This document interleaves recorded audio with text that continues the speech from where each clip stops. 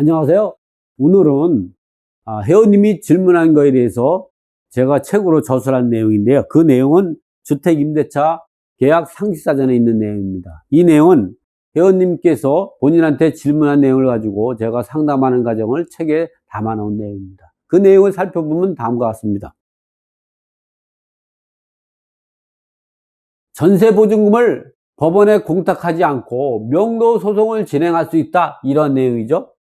우리가 보통 임차인을 내보내려고 할 때에 보증금을 전부 반환을 하고 명도소송을 진행해야 되느냐, 이런 문제가 발생할 수가 있죠, 실무에서. 또는 이런 경우도 발생하죠.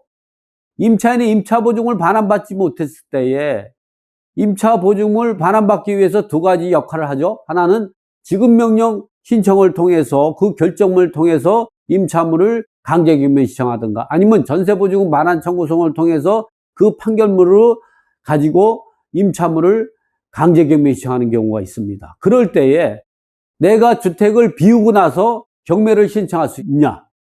그렇지 않다는 것이죠. 이와 같이 우리가 임차인을 명도소송을 제기할 때 같은 법리에 따라 가지고 전세보증금을 반환하지 않고 명도소송을 진행할 수 있고 강제집행까지 가능하다는 내용입니다. 그런 내용을 가지고 제가 하나하나 설명을 해보도록 하겠습니다.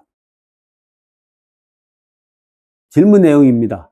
세입자에게 계약 해지 6개월에서 1개월 전에 내용 증명으로 계약 해지 통지를 했고, 그에 따라 계약이 해지되었으니 집을 비우라고 했더니 집을 비워주지 못하니 법대로 하랍니다. 그래서 명도소송을 준비 중에 있습니다. 제가 궁금한 점은 명도소송을 할 때에 먼저 주택 인도와 전세보증금 반환 채권이 동시이행으로 상대방에게 이행지체에 빠뜨리기 위해 전세보증금을 법원에 공탁하고 나서 명도소송을 진행하는 것인지, 아니면 판결을 받고 나서 공탁해도 되는지 궁금합니다. 나오죠? 주택임대차법이 6개월에서 2개월로 변경됐지만 2021년 12월 10일 이전에 종전 임대차 계약기한은 6개월에서 한 달 전까지 계약을 해지할 수 있는 것이죠. 그래서 여기 내용은 6개월에서 한 달 전으로 나온 질문 내용입니다. 이 내용에 대해서 답변을 해보면 이렇습니다. 임차인이 명도를 거부할 때 전세보증금을 공탁하지 않고 명도소송을 진행하면 됩니다. 판결을 얻어서 강제집행할 때에도 전세보증금을 공탁하지 않고 강제집행을 할 수도 있습니다. 이러한 판단은 주택인도와 전세보증금 반환 채권은 동시 이행관계에 있기 때문입니다. 그러나 명도소송 과정에서 법원은 임차인 아무아무개는 임대인 아무아무개로부터 금매도를 지급받은가 동시에 별지 목록 기재 부동산을 인도하라는 동시이행 판결을 내리는 경우도 있습니다. 이 경우에는 임대인은 전세보증금을 법원에 공탁하고 그 공탁서를 첨부해서 강제집행을 신청해야 합니다. 그런데 대부분 이렇게 하지 않고 어떻게 되냐, 그냥 판결을 내려주는 경우가 있습니다. 그럴 때는 보증금을 공탁하지 않고 할 수도 있지만, 이와 같이 판사님이 동시이행 판결을 내린다면 임대인은 전세보증금을 법원에 공탁하고 그 공탁서를 첨부해서 강제 집행 절차를 거쳐야 합니다.